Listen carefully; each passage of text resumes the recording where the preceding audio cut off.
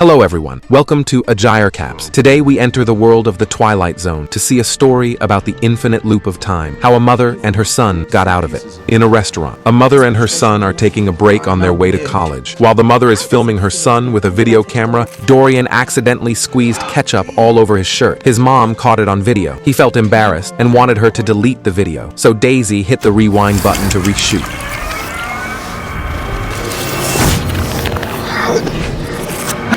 Daisy looked back in horror. Dorian looked at her in disbelief. She tried to explain what had happened, but Dorian didn't understand. Then Daisy breathed a sigh of relief. She thought maybe it was just a case of synchronicity, but their conversation attracted the attention of a nearby policeman. Daisy felt a little uneasy, so she took Dorian out of the restaurant in the car. Her uneasiness didn't go away. Dorian grabbed the camera to record Daisy's nervousness, but trouble came next. A police car pulled over behind them.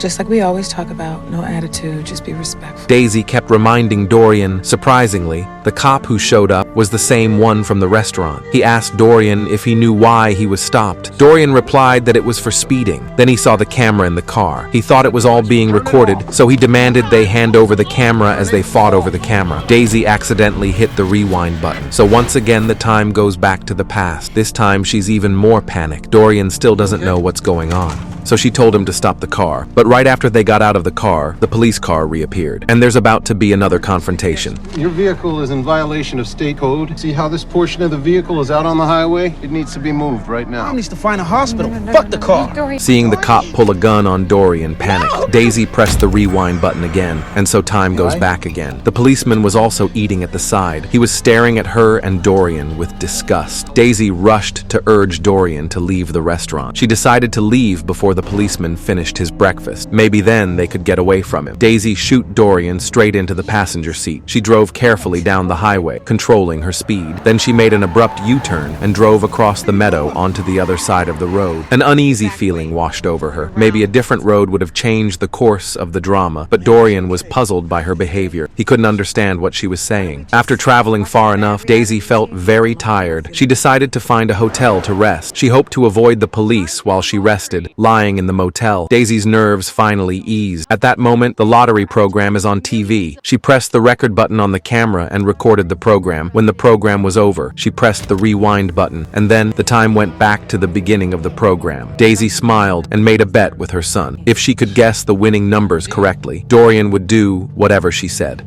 8, 20, 16. Dorian was shocked that she could tell the winning numbers just when the atmosphere was getting a little lighter. Then there was a knock on the door. Dorian opened the door and there he was, again, the policeman. Daisy's nerves tensed again. The policeman told that he had received a report. Someone complained about the noise in their room and asked them to hand over their IDs, feeling offended. Dorian refused to hand over it. Daisy rushed to turn on the video camera just in case, but the policeman became agitated again. Down on the table now. Scared of being on camera? Put it down.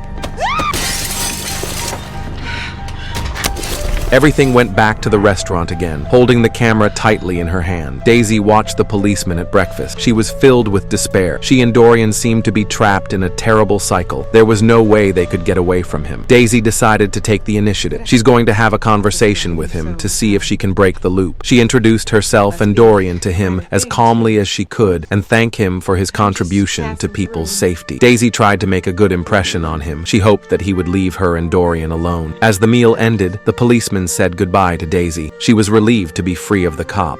But as she turned to leave, he suddenly stopped her. Daisy's heart tightened. She prayed that he wouldn't come after her again. The policeman asked if the limousine outside was hers. He demanded that Daisy explain where it came from. Daisy tried to suppress her fear and anger. She explained that she had earned the money to buy the car. Then she took Dorian and left. But soon the policeman caught up with her and stopped her again. Daisy was desperate. It seemed that no matter what the end of the story was assured, the police were going to kill Dorian. She decided to take the bullet for her son. So she deliberately provoked the cop into shooting her, and Dorian worrying about her safety. He ran back to the car to look for the proof of purchase, and then I'm gonna drive my car out of this fucking parking lot! Found it here!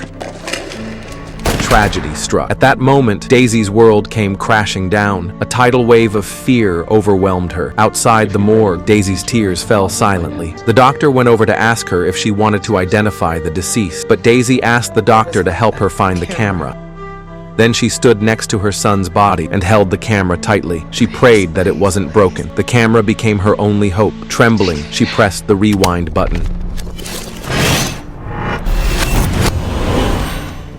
A miracle happened. At that moment, they were back in the restaurant. Daisy burst into tears. She held her son's hands tightly, but when she looked up, she noticed the police hadn't shown up yet. Seems they had returned to an earlier point in time. Daisy rushed to get Dorian out of this dangerous place, but fate didn't seem to favor them. Just as they were about to walk out of the restaurant, the police suddenly appeared in front of them. Daisy looked at him with despair, but surprisingly, he didn't give them a hard time and politely opened the door for them, so they fled the restaurant. But she couldn't stand the panic any longer. She told Dorian what had happened, although Dorian was still young, but he showed amazing calmness and intelligence. After a short period of reflection, he came up with a possible solution. Perhaps the road they hadn't chosen was the way to safety. Daisy recalled that the previous route did have a fork in the road. One road led to Dorian's college, and the other led to his uncle's place before all this happened. Dorian had wanted to visit his uncle before school started, but Daisy didn't want to go there because she was cut off from her family. So they chose to go straight to school, and they were caught in a horrible cycle. Daisy realized that the only way out of this nightmare was to go home. So she changed course and took the road home, which she hadn't taken in 10 years. She met her brother, whom she hadn't seen in years, and instead of blaming them, he offered Daisy some comfort. Daisy told about the camera reversing time, and that Dorian was going to be killed by the police anyway. Daisy asked him to help them escape the cycle. He listened and believed Daisy without hesitation, and decided to take his nephew to school himself. Then he took out a map and mapped out a secret route. That's the route he used to take with Daisy when they played as children. But as soon as they left the town, the police came after them. They followed the planned route through isolated alleys. They even went underground into a dark drainage tunnel. After a terrifying escape, they finally uncovered a manhole and made it to the college. But just when they thought they'd escaped their nightmare, the siren suddenly came again. Stop where you are!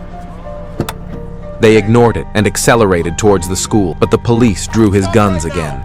Dorian's uncle stepped in front of the gun. At this time, a large number of police officers came to support. The police couldn't help but look contemptuous. With a determined expression, Daisy raised the camera and pressed the record button. A group of students behind her also raised their phones, ready to record the police brutality. The policemen seemed to be at a loss. They put down their pistols and prepared to leave. This arrogant police officer finally had no choice but to put down his pistol. This time, Daisy finally overcame the nightmare of the loop. Walk through that gate.